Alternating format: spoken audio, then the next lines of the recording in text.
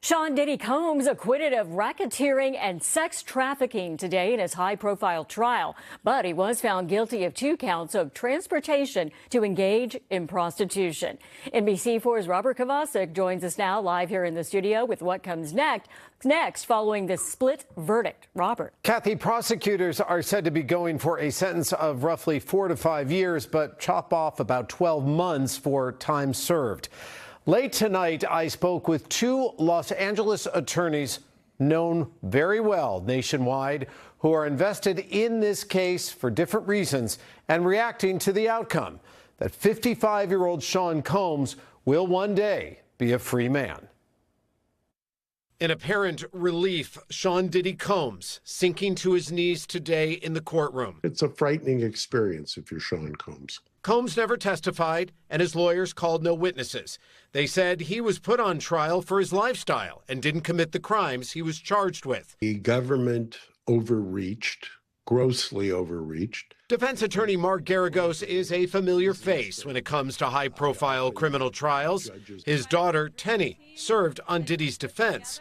Garagos spoke tonight to Sean Combs, a man he's known for 2 decades. I sat with him for a considerable amount of time today, and we talked about life and daughters, and we might have shed a tear or two. And he was in a very reflective and, I think, a good place.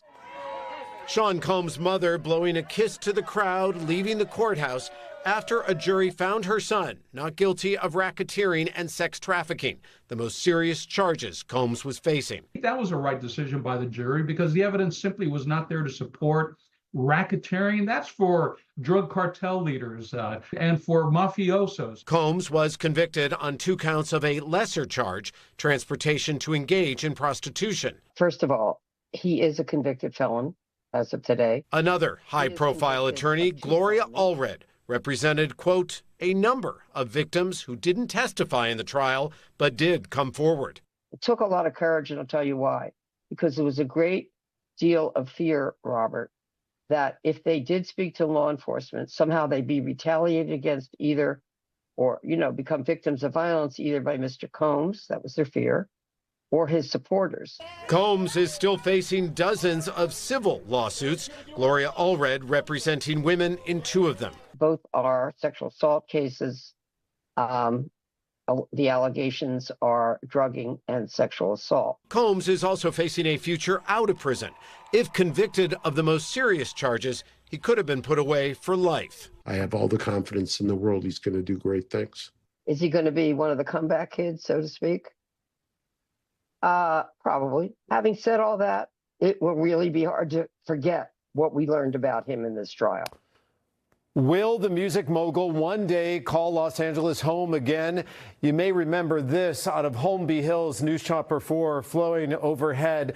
That would be back in March of last year when Combs' Holmby Hills estate was raided by federal agents. And now it was put on the market. That was in September of last year. It's been on the market ever since. The asking price, $61.5 million. And so far, Kathy, no takers. I'm Robert Kovacik. Let's go back to you.